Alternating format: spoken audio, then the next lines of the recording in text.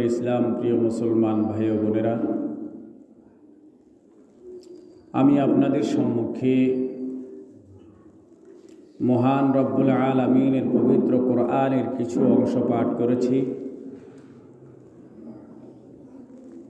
আল্লাহ রব্বুল আলামিন যদি তৌফিক দান করেন তাহলে আয়াতের বিষয়বস্তু আপনাদের সম্মুখে সংক্ষেপে উপস্থাপনের জন্য চেষ্টা করব। আল্লাহ পাক আমাদেরকে ইখলাসের সাথে আমলের নিয়তে শোনার তৌফিক দান করেন। তার পূর্বে বিগত আলোচনার ধারাবাহিকতায় একটি হাদিস পড়তেছি, আমরা একটু মনোযোগ দিয়ে শুনি। قال رسول الله صلى الله عليه وسلم من سلك طريقا يلتمس فيه علما سهل الله له به طريقا إلى الجنة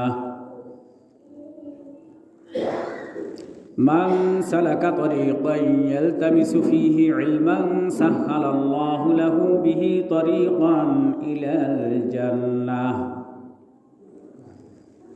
আমরা তো সকলে জান্নাতি হতে চাই, আমরা অবশ্যই জান্নাতি হতে হবে,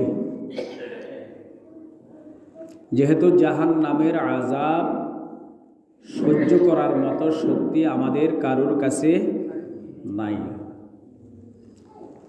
তাছাড়া দুনিয়ার কোনো মানুষ কষ্টে থাকুক এটা সে চায় না, সবাই সুখী হতে চায়। দুনিয়াতে মানুষ সুখী হতে চাইলেও